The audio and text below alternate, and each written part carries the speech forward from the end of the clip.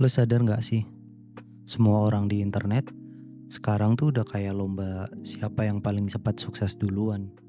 Kayak hidup tuh cuman sah kalau lo udah punya passive income sebelum umur 25. Dan kalau belum, lo dianggap gagal. Lucunya ya, yang nyuruh lo cepet sukses tuh biasanya yang udah menang duluan. Dia cuma ngasih tahu hasil, tapi gak cerita soal akses. Gak cerita soal start line yang beda, gak cerita soal utang keluarganya yang lunas duluan, atau bokapnya yang kebetulan punya ruko. Kenapa dunia sekarang tuh cuman jual ilusi, kayak kesempatan yang sama. Kita semua hidup di dunia yang terus ngomong soal semua orang tuh punya kesempatan yang sama. Tapi kalau lo beneran buka mata ya, kesempatan itu gak pernah sama dari awal. Ada orang yang bisa gagal 5 kali dan masih punya tabungan. Tapi juga ada orang yang sekali salah langkah, hidupnya hancur. Dan sistem ini tuh ngejual mimpi kayak jualan kopi. Lo cuma butuh mindset yang sukses. Padahal, mindset gak bisa bayar kontrakan bro. Kita tuh dibesarin di budaya yang nyalahin individu. Tapi jarang ngelihat struktur yang bikin individu itu susah gerak. Lo disuruh kerja keras, tapi gak dikasih akses ke jaringan, pendidikan, atau waktu buat mikir. Dan di saat lo capek, lo disuruh bersyukur. Buku Psychology of Money bilang, orang miskin pengen aman, orang kaya pengen kontrol. Tapi dunia sekarang ngebuat dua-duanya jadi cemas. Yang miskin cemas karena gak punya, yang kaya cemas karena takut kehilangan. Dan lo tahu yang paling ironis? Dunia digital bikin semua orang kelihatan punya, padahal banyak yang cuma pura-pura stabil biar gak kelihatan kalah.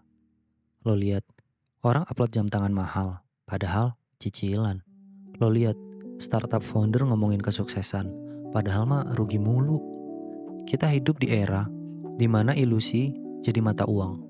Kalau dulu, orang miskin malu kelihatan miskin. Sekarang, orang kaya malu kelihatan miskin. Dan di tengah-tengahnya ada lo. Lo yang cuma pengen hidup tenang, jadi korban ekspektasi dua dunia. Yang lo harus pahami adalah, lo gak gagal. Lo cuma gak main di game yang sama kayak mereka.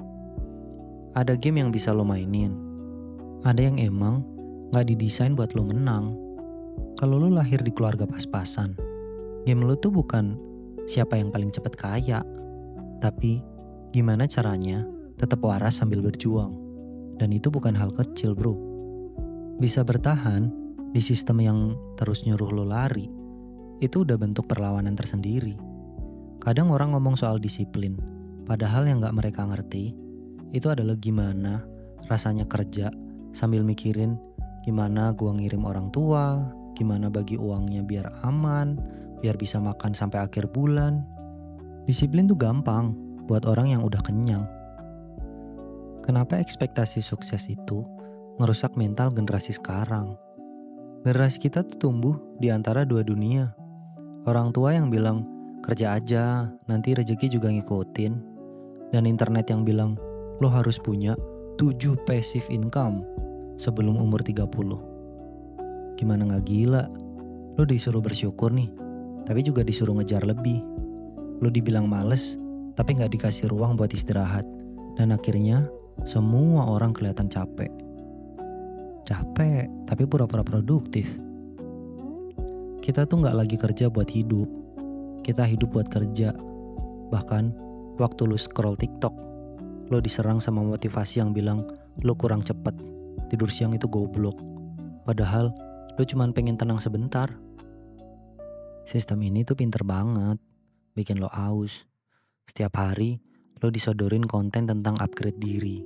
Padahal, kadang lo gak perlu upgrade, lo cuma butuh nafas. Lo dibilang kurang kaya, biar mau beli kursus. Lo dibilang kurang ganteng, biar beli skincare. Lo dibilang kurang produktif, biar beli planner. Lo bukan cuma target marketnya aja, lo juga produknya.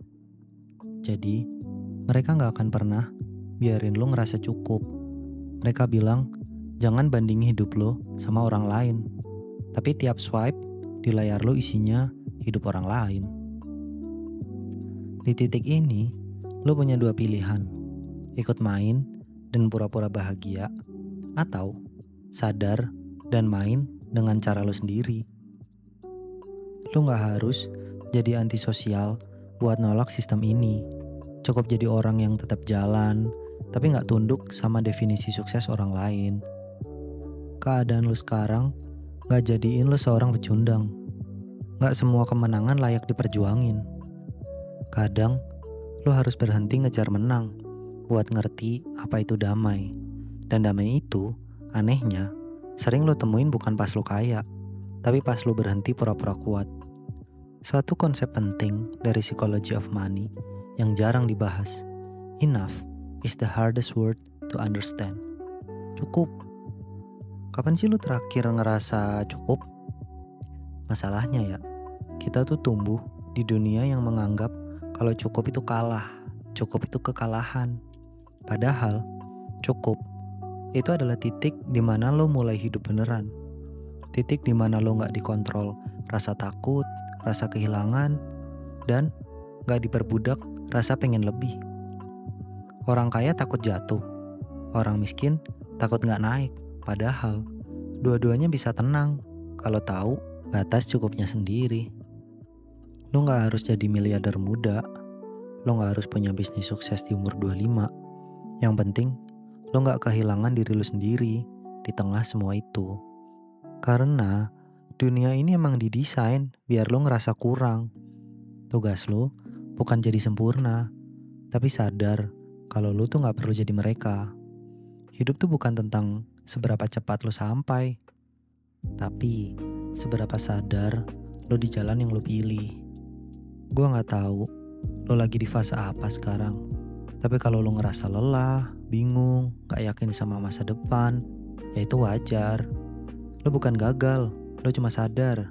Dan sadar itu emang sakit, tapi juga langkah pertama buat bener-bener hidup.